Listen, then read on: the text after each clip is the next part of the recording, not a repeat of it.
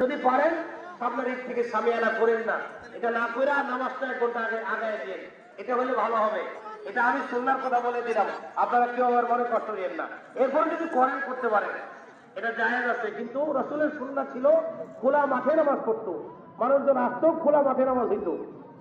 হ্যাঁ, এটা একটু খেয়াল করবেন। আর একটা বিষয় আমি খেয়াল করলাম, এই যে এখানে সামনে একসাথে দুইটা জিনিস লাগানো আছে, কাবা ঘরের সিনারি এবং এই যে রাসূল সাল্লাল্লাহু আলাইহি ওয়াসাল্লাম মদিনার যে রওজার সিনারি, এগুলো আসলে না লাগানোই উত্তম। এগুলো না লাগানো উত্তম। একবারে সাদা থাকবে, এরকম সাদা টাইলস থাকবে। হ্যাঁ, রাসূল সাল্লাল্লাহু আলাইহি ওয়াসাল্লামকে এক সাহাবী একটা চাদর গিফট করছেন, চাদর গিফট করছেন, হাদিয়া দিচ্ছেন চাদর।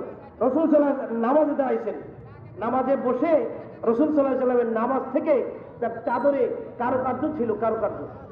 তো কারুকার্য দেখে রাসূল সাল্লাল্লাহু আলাইহি ওয়াসাল্লাম এই নামাজের যখন এই চাদরের দিকে নজর চলে গেছে, নামাজ শেষ করে সাথে সাথে চাদরটা খুইলা ওই সাহাবীকে দিয়ে দিচ্ছেন, বলছেন এই চাদর তুমি নিয়ে যাও, চাদরটা তুমি নিয়ে যাও। তার কারণ হলো যে পরীক্ষায় সারা বাংলাদেশে দ্বিতীয় স্থান অধিকার করছে গত বছর, আপনারা জানেন। এবং আপনার এই বছরও এই টপ দিয়ে কোরআনের আলো একটা প্রতিযোগিতা, হ্যাঁ করো না, আলহামদুলিল্লাহ এখানেও ভালো করছে ছাত্ররা। একজন ছাত্র তৃতীয় হয়েছে আমি জানি। তো আলহামদুলিল্লাহ আপনারা এই মাদ্রাসার দিকে নজর রাখবেন।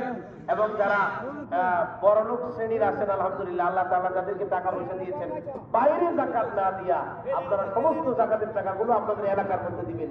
আল আকরাব ফাল আকরাব, আপনার নিকটাত্মীয় যারা তাদেরকে আগে দিবেন, এরপরে বাইরে দিবেন। হ্যাঁ, এতিম ছাত্র যারা আছে, অসহায় ছাত্র যারা আছে, একজন ছাত্রের দায়িত্ব নিবেন। যদি